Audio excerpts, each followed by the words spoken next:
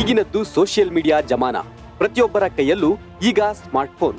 ಕುಂತ್ರು ನಿಂತ್ರು Facebook, Instagram ಅಂತೆಲ್ಲ ಜನರು full ಬ್ಯುಸಿಯಾಗಿರ್ತಾರೆ. ಚಿಕ್ಕ ಮಕ್ಕಳಿಂದ ಹಿಡಿದು ವೃದ್ಧರವರೆಗೂ ಸೋಷಿಯಲ್ ಮೀಡಿಯಾ ಹುಚ್ಚು. ಮಕ್ಕಳಂತೂ ಸ್ಕೂಲು ಕಾಲೇಜು ಬಿಟ್ಟು ಮೊಬೈಲ್ ಆನ್ಲೈನ್ ಗೇಮಿಂಗ್ ನಲ್ಲಿ ಮುಳುಗಿಬಿಡ್ತಾರೆ. ಇದನ್ನೆಲ್ಲ ನೋಡಿ ನೋಡಿ ಬೇಸತ್ತಿರುವ ಪೋಷಕರಿಗೆ ಇದೀಗ ಗುಡ್ ನ್ಯೂಸ್ ಒಂದಿದೆ. ಅದೇನು ಅಂತ ಹೇಳ್ತೀವಿ. ಅದಕ್ಕೂ ಮೊದಲು ಬಾಸ್ ಟಿವಿ ಚಾನೆಲ್ ಅನ್ನ ಸಬ್ಸ್ಕ್ರೈಬ್ ಮಾಡಿ. 16 ವರ್ಷದೊಳಗಿನ ಮಕ್ಕಳಿಗೆ ಸೋಷಿಯಲ್ ಮೀಡಿಯಾ ಬ್ಯಾನ್. ಆಸ್ಟ್ರೇಲಿಯಾದಂತೆ ಭಾರತದಲ್ಲೂ ಬರುತ್ತಾ ಹೊಸ ಕಾನೂನು. ಎಸ್, ಮಕ್ಕಳು ಬರೀ ಮೊಬೈಲ್ಗೆ ಅಡಿಕ್ಟ್ ಆಗಿದ್ದಾರೆ. ಆನ್ಲೈನ್ ಗೇಮಿಂಗ್ ದುನಿಯಾದಲ್ಲಿ ಮುಳುಗಿ ಹೋಗಿದ್ದಾರೆ.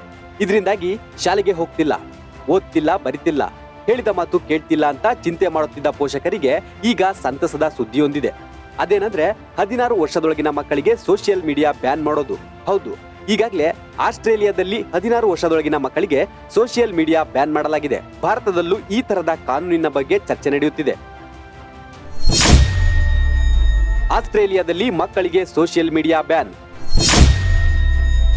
ಆಸ್ಟ್ರೇಲಿಯಾ ಅಂಗೀಕರಿಸಿದ ಹೊಸ ಕಾನೂನಿನಲ್ಲಿ ಏನೇನಿದೆ? ಎಸ್, ಆಸ್ಟ್ರೇಲಿಯಾದಲ್ಲಿ ಸೈಬರ್ ಬೆದರಿಕೆ ಪ್ರಕರಣ ಹೆಚ್ಚುತ್ತಿರುವ ಬಗ್ಗೆ ಮಕ್ಕಳ ಪೋಷಕರು ಕಳವಳ ವ್ಯಕ್ತಪಡಿಸಿದ್ದಾರೆ. ಈ ಹಿನ್ನೆಲೆಯಲ್ಲಿ ಹೊಸ ಕಾನೂನನ್ನ ಜಾರಿಗೆ ತರಲು ಸರ್ಕಾರ ಸಜ್ಜಾಗಿದೆ. ಈಗಾಗಲೇ ಆಸ್ಟ್ರೇಲಿಯಾ ಸೆನೆಟ್ನಲ್ಲಿ ಮಸೂದೆ ಅಂಗೀಕಾರವಾಗಿದೆ. ಗೂಗಲ್ ಮತ್ತು ಮೆಟಾದಂತಹ ಅಗ್ರಗಣ್ಯ ತಂತ್ರಜ್ಞಾನ ಸಂಸ್ಥೆಗಳ ವಿರೋಧದ ಮಧ್ಯೆ ಮಸೂದೆ ಮಂಡಿಸಿ ಅಂಗೀಕರಿಸುವಲ್ಲಿ ಅಲ್ಲಿನ ಸರ್ಕಾರ ಯಶಸ್ವಿಯಾಗಿದೆ.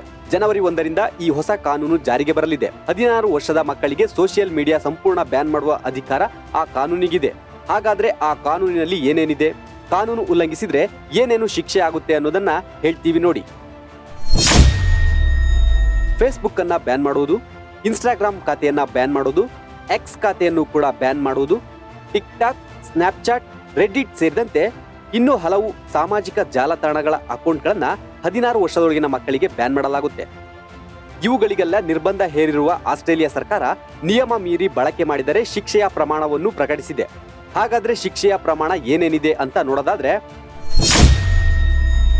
ಮಕ್ಕಳು ಜಾಲತಾಣದಲ್ಲಿ ಖಾತೆ ತೆರೆದರೆ ಆ ಪ್ಲಾಟ್ಫಾರ್ಮ್ಗಳೇ ಹೊಣೆ. ವಯಸ್ಸಿನ ಮಿತಿ ನಿಯಮಗಳನ್ನು ಕಟ್ಟುನಿಟ್ಟಾಗಿ ಅನುಸರಿಸಬೇಕು. ನಿಯಮ ಉಲ್ಲಂಘಿಸುವ ಕಂಪನಿಗಳಿಗೆ ಭಾರಿ ದಂಡ.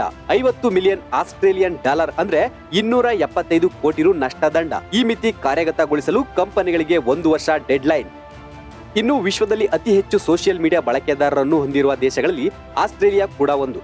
26 ಮಿಲಿಯನ್ ಜನಸಂಖ್ಯೆಯಲ್ಲಿ 80% ಸೋಷಿಯಲ್ ಮೀಡಿಯಾ ಬಳಸುತ್ತಾರೆ. 2023ರಲ್ಲಿ ಸಿಡ್ನಿ ವಿವಿಯ ಅಧ್ಯಯನದ ಪ್ರಕಾರ 12ರಿಂದ 17 ವರ್ಷ ವಯಸ್ಸಿನ ಆಸ್ಟ್ರೇಲಿಯನ್ನರಲ್ಲಿ 75% ಜನರು ಯೂಟ್ಯೂಬ್ ಮತ್ತು ಇನ್ಸ್ಟಾಗ್ರಾಮ್ ನಂತಹ ಪ್ಲಾಟ್ಫಾರ್ಮ್ ಅನ್ನ ಬಳಸುತ್ತಿದ್ದಾರೆ. ಆದ್ರೆ ಯೂಟ್ಯೂಬ್ಗೆ ಮಾತ್ರ ಯಾವುದೇ ನಿರ್ಬಂಧ ಇಲ್ಲ. ಭಾರತದಲ್ಲೂ ಬರುತ್ತಾ ಆಸ್ಟ್ರೇಲಿಯಾ ಮಾದರಿ ಕಾನೂನು. ಸದ್ಯ ಆಸ್ಟ್ರೇಲಿಯಾದಲ್ಲಿ 16 ವರ್ಷದೊಳಗಿನ ಮಕ್ಕಳಿಗೆ ಸೋಷಿಯಲ್ ಮೀಡಿಯಾ ಬ್ಯಾನ್ ಮಾಡುವ ಮಸೂದೆ ಅಂಗೀಕಾರವಾಗಿದೆ. ಮುಂಬರುವ ಜನವರಿಯಿಂದ ಹೊಸ ಕಾನೂನು ಜಾರಿಗೆ ಬರಲಿದೆ. ಇದೇ ರೀತಿಯ ಕಾನೂನು ಭಾರತದಲ್ಲೂ ಬರುತ್ತಾ ಅನ್ನೋ ಪ್ರಶ್ನೆಯೂ ಎದ್ದಿದೆ. ಇಂತಹ ಕಾನೂನು ಭಾರತದಲ್ಲಿ ಜಾರಿಯಾದ್ರೆ ಮೊಬೈಲ್ನಿಂದ ದಾರಿ ತಪ್ಪುತ್ತಿರುವ ಮಕ್ಕಳಿಗೆ ಸಹಕಾರಿಯಾಗಲಿದೆ. ಮಕ್ಕಳ ಭವಿಷ್ಯದ ಬಗ್ಗೆ ಚಿಂತೆ ಮಾಡ್ತಿರುವ ಪೋಷಕರಿಗೆ ನಿಟ್ಟುಸಿರು ಬಿಡುವಂತಾಗಲಿದೆ ಅಂತ ಚರ್ಚೆ ಆಗ್ತಿದೆ.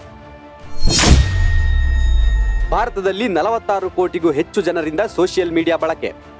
ಆಸ್ಟ್ರೇಲಿಯಾದಂತೆ ಭಾರತದಲ್ಲೂ ಸೋಷಿಯಲ್ ಮೀಡಿಯಾ ಬಳಕೆದಾರರ ಸಂಖ್ಯೆ ಗಣನೀಯ ಸಂಖ್ಯೆಯಲ್ಲಿದೆ.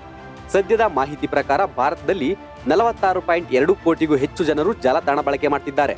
2022ರ ಮಾಹಿತಿ ಪ್ರಕಾರ 74.8% ಜನರ ಬಳಿ ಸ್ಮಾರ್ಟ್ ಫೋನ್ ಇದೆ ಅಂತ ಹೇಳಲಾಗ್ತಿದೆ. ಇದರಲ್ಲಿ ಮಕ್ಕಳು ಕೂಡ ಸ್ಮಾರ್ಟ್ ಫೋನ್ಗೆ ಅಡಿಕ್ಟ್ ಆಗಿದ್ದಾರೆ. ಸೋಷಿಯಲ್ ಮೀಡಿಯಾದಲ್ಲಿ ಗೇಮ್ ಆಡಿ ಭವಿಷ್ಯ ಹಾಳು ಮಾಡಿಕೊಳ್ತಿದ್ದಾರೆ. ಫೋಟೋ ಮಾರ್ಫಿಂಗ್ ಇನ್ನಿತರ ಚಟುವಟಿಕೆಗಳಲ್ಲಿ ಭಾಗಿಯಾಗ್ತಿದ್ದಾರೆ. ಇನ್ಸ್ಟಾಗ್ರಾಮ್, ಫೇಸ್ಬುಕ್, ಸ್ನ್ಯಾಪ್ಚಾಟ್ ಸೇರಿ ಇನ್ನಿತರ ಪ್ಲಾಟ್ಫಾರ್ಮ್ಗಳಲ್ಲಿ ಮಕ್ಕಳು ಸದಾಕಾಲ ಆಕ್ಟಿವ್ ಆಗಿರ್ತಿದ್ದು ಪೋಷಕರಿಗೆ ದೊಡ್ಡ ತಲೆನೋವಾಗಿದೆ.